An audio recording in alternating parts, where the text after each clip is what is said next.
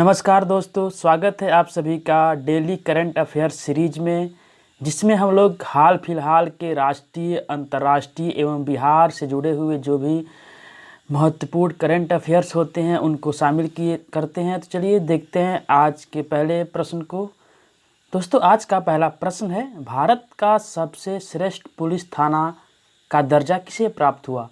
दोस्तों, हाल ही में हिमाचल प्रदेश राज्य में नादौन पुलिस थाना को भारत का सबसे श्रेष्ठ पुलिस थाना का दर्जा प्राप्त हुआ है।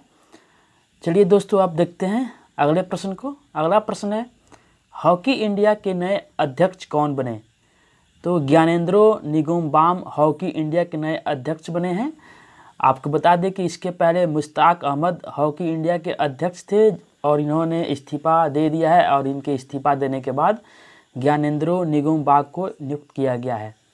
इसके बाद दोस्तों अगला प्रश्न है, बिहार में महिला सुरक्षा के लिए कौन सा ऐप लॉन्च किया जाएगा?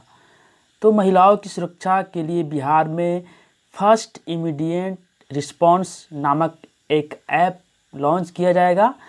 इस ऐप को क्लिक करते ही पुलिस कंट्रोल रूम तक आपका लोकेशन, आपका एड्रेस पहुंच जाएगा। तो फर्स्ट इमीडिएट रिस्पॉन्स ऐप महिला सुरक्षा के लिए है और ये बिहार में बहुत ही जल्द लॉन्च किया जाएगा। इसके बाद दोस्तों अगला प्रश्न है, बिहार में शहद उत्पादन को बढ़ावा देने के लिए किस संस्था की स्थापना की जाएगी? तो दोस्तों सबसे पहले आपको बता दें कि बिहार का जो भारत के राज्यों में शहद उत्पादन में दूसरा स्थान है, और बिहार में शहद उत्पादन को बढ़ावा देने के लिए सेंटर ऑफ एक्सीलेंस नामक एक संस्था की स्थापना की जा रही है। तो सेंटर ऑफ एक्सीलेंस जो संस्था है, या किसानों को शहद के उत्पादन के लिए और उसके जो भी आवश्यक उसके लिए टूल्स होते हैं या फिर आवश्यक कृषि होती है, उसको बढ़ावा देने के लिए यह संस्था काम करेगा। इसके बाद दोस्तों देखते हैं अगले प्रश्न को।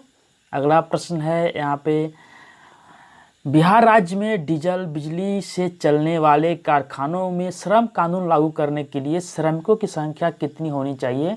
तो दोस्तों हाल ही में डीजल बिजली से जो भी कल कारखाने संचालित होते हैं उनमें श्रम कानून लागू करने के लिए श्रमिकों की संख्या अधिकतम 20 होनी चाहिए। यानी कि 20 से कम श्रमिक हैं तो उस कारखाने में श्रम कानून लागू नहीं होगा, लेकिन 20 से अधिक श्रमिक रखने वाले कारखानों में ही श्रम कानून लागू होगा। तो ये काफ़ी महत्वपूर्ण प्रश्न है। इसके बाद दोस्तों अगला प्रश्न है, प्रधानमंत्री ग्रामीण आवास योजना के तहत बिहार में वर्ष 2020-21 में कितने आवास बनाने का लक्ष्य रखा गया है? तो प्रधानमंत्री ग्रामीण आवास के तहत आने वाले वर्ष 2020-21 में 8,06,698 आवास बनाने का लक्ष्य रखा गया है।